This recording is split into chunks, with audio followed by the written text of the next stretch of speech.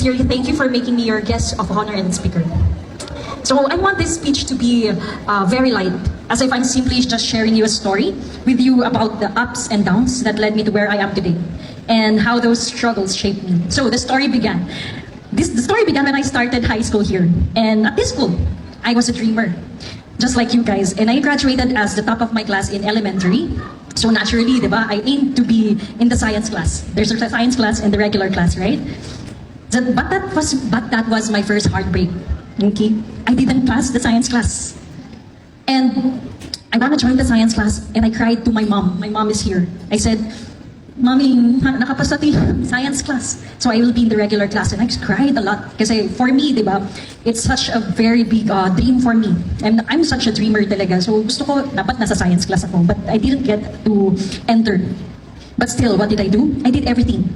I did everything I needed to and studied hard and ended up becoming the valedictorian of the regular class. Then, after high school, syempre, college, right? We didn't have much money back then. So when I was in elementary, the guest of honor and speaker there promised our batch that whoever excelled would receive support for college. I was hoping for that promise na pag-aaralin niya ako in college because I'm the one who excelled because I was the valedictorian in high school. And I was planning to take up nursing at that time kasi nursing is a very boom, lalo sa amin noon. As in, yun yung goal talaga, mag-nursing, mag-abroad. Diba? Yun naman. And then, I was hoping for that promise to be fulfilled. But unfortunately, that didn't happen. So that, parang tinanong namin kung nasa na yung magsusupport sa akin, but it didn't happen. Instead, I decided to pursue medical technology or the medical laboratory science. Hindi ko alam yung course na yun. Sabi ko, ano ba to? Pwede naman na siguro kasi parang medical na din naman. So I took it. And I studied hard pa rin, even in college. And I did my best and I graduated on time. So after college, I entered the real world. Siyempre mag-work ka na, right? And I'm planning to work abroad after gaining an experience at St. Luke's Medical Center. So I went to a big hospital as medical technologist for 2 years. And I was happy because I met a lot of great friends there. But then something shifted. I started feeling sad, and deep inside, I knew I was capable of more. May times na kahit nag-duty ako sa medtech before, umiiyak ako kasi parang sabi ko parang hindi ako para dito. That's when I decided to enter medical school. So, I studied hard again, giving it my all. And now, my ultimate dream, again, to go abroad as a US doctor. So after graduating medical school, I took the US licensure exam. The first exam, I passed. You need 3 exams for that US. To become a US doctor, you need to pass 3 exams. And my second exam needed to be taken in the US. So anong kailangan ko? US visa. And then I went, my first application, it was denied. And then pandemic came, that was year 2021, if I'm not mistaken. I lost hope, but I tried again 3 months later. Ang result, still denied. And then sabi ko, hindi ako susuko, kasi ganun naman talaga. And then, pumunta ako ulit sa US Embassy.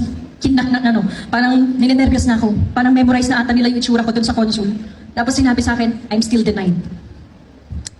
And to make things harder, all the exams for that US doctor were postponed. And I cried again kasi that's my ultimate dream. Gusto ko, mag-US talaga ako, dun ako mag-doctor. I cried because despite my best efforts, I wasn't getting the opportunities I wanted. So, I decided that while I waited for the exam, I would start residency training here. So guys, kapag residency training kasi, after finishing medical school, you will become a doctor, okay? So after that, you can be surgeon, you can be OBGYN, you can be a dermatologist, you can choose. So me, I chose to get dermatology as training. So I got it like 3-year training. But my heart wasn't in it. I didn't feel prepared and thought it would be impossible for me to get in. Because getting into dermatology residency here in the Philippines and abroad, it's very hard. Kasi gusto yan ng maraming doktor. Kasi syempre, balance yung work and lifestyle. Okay? But so I tried to apply. Sabi ko, hindi naman ako makukuha siguro sa dermatology kasi magagaling yung mga kalaban ko. Magagaling yung mga kasabayan ko. So I tried. I applied in 5 institutions, big institutions in Manila. And you know kung ilan yung tumanggap sa akin without preparing? 3. 3 out of 5 institutions. So sabi ko, shucks, kailangan ko talaga mag-derma na. Okay? But despite all my doubts, I gave it my all and made the most of it. And that brings me to where I am today. So looking back, I've realized that God always has better plans. There have been redirections in my life, not towards the plans that I envisioned, but to the path I was meant to take. So sa tatandaan nyo, everything happens for a reason. Everything had a reason. Being in a regular class in high school and becoming the valedictorian helped me secure a scholarship for college. The person who promised to support me wasn't able to fulfill that promise, but the experience helped me financially finish my degree.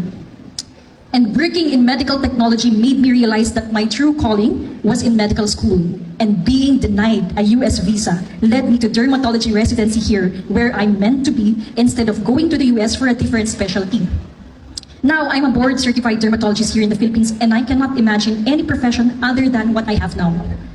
The lesson here is simple, guys. So whatever you're doing in life, do it with passion and give your best. If you face failures or setbacks or unexpected struggles, believe in yourself. Perhaps it's just a redirection to something better. So what's also important is to enjoy every stage of your life. Since you are in high school, you enjoy it. Be present, appreciate your company, your family and friends dito sa high school, and cherish the places you visit and the experiences you have in the future. And so, I stand before you today.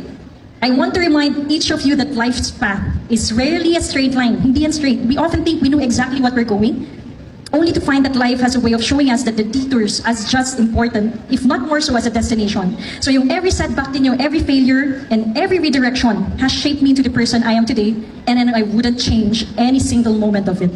To the students here, remember, your dreams are important, but so is your journey. The detours will teach you more than you could imagine. You stay passionate, stay true to yourself, and know that even when things don't go as planned, you are exactly what you are meant to be. So your story is still unfolding and the best chapters are yet to come. And thank you, and may you all continue to pursue your dreams, savor your present, and trust in the beautiful journey ahead. Thank you so much. Thank you very much.